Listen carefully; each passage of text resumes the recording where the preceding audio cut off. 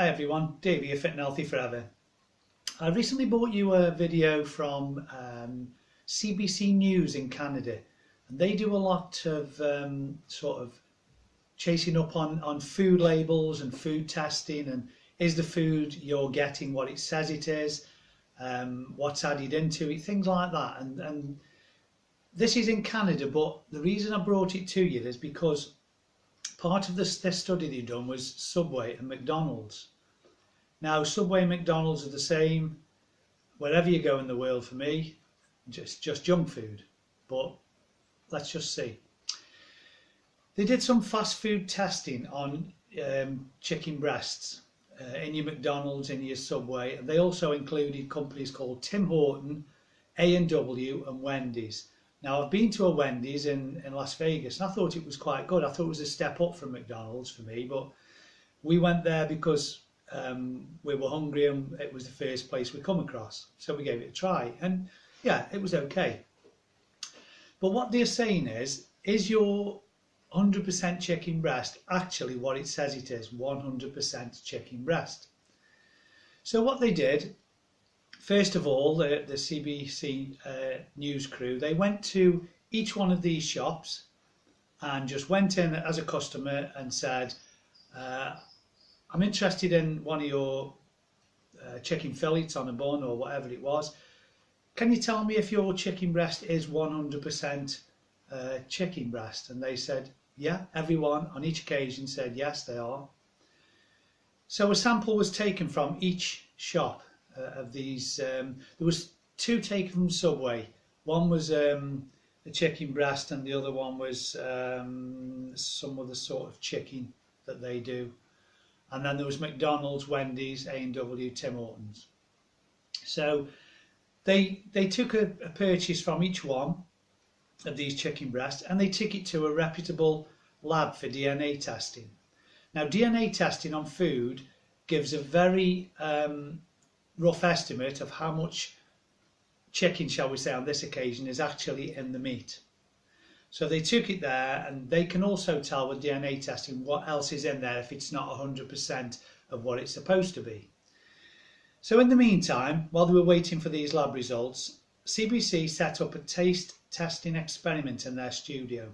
And they took 4 volunteers who regularly visited one or all of these chains.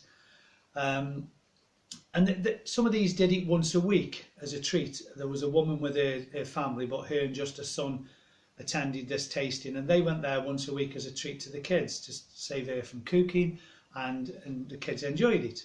So her and her son, who was about 12, came along, and they had a Toronto chef there. And what the chef was doing, he was cooking a chicken breast as you would do at home, and all he added was salt and some seasoning. And all these samples from the chains and the one that the chef did were all put onto plates, and obviously nobody knew which was which or what they were, only the people doing the study. So the Toronto chef cooked his on a griddle with salt and spices and presented it with the char grilling across it, same as you would see with McDonald's or Subway or Wendy's. And there was also a registered dietitian there on hand to give her opinion. The idea was that 4 volunteers will give their verdict on the taste, the texture and the overall satisfaction. Now, it turned out after the testing, 3 out of 4 voted for the chef's home-cooked chicken, and the other one had him in second. Later, the other one, when they found out that the home-cooked one was the chef's, they changed their mind, which, okay, he's neither here nor there. They had him in second anyway. Subway was voted the worst of all 5. Now, the reason being, Subway was found to have less than 50% chicken in their product. Less than 50. They had 2 products there, a chicken fillet and something else. One of them only had 45% and the other had 49% of chicken in this, which was supposed to be advertised and said by their employees 100% chicken. The rest they found out was mainly soy and other fillers, including sodium. So after weeks of trying to approach Subway at their head office, they declined an on-camera interview. They went CBC went several times, knocked on the door. They were told, no, no one's available to speak to you. They don't want to comment. So back to the fast food scientist at the lab. He said non-meat fillers were used to bind chicken bits together with over 20 different ingredients, including starch, yeast, sodium. Most were scientific names for refined sugar and sodium. Now, that to me is just an absolute con, because I wouldn't have known, neither would the general public, that these fillers you see on ingredient lists are a scientific name for refined sugar and sodium, when we're trying to get away from refined sugars, or we should be. The char grilled sears across the chicken breast, so you'll see your chicken breast and it's got a char grilled sear. It looks like it's been put on a griddle. Now, this was artificially put there after cooking. According to a former Subway employee, he said they were put there for show. So it looked like it had been char grilled, but actually all of the chicken had between 7 and 10 times more sodium than the home cooked one. And when they put these char grills on, the fast food scientist believes that these fillets were shaped as a chicken fillet. They were actually ground chicken mince, and they had binding agents, so it could be shaped and just shaped as though it was a chicken breast. So it was full of fillers and refined starches and sodium, and shaped like it was a chicken fillet. Since the video was made, CBC have said that these companies are challenging now the CBC's findings. Now, Subway didn't want to be interviewed on camera, but sometime later they're now challenging the findings, say they don't believe in what these are finding.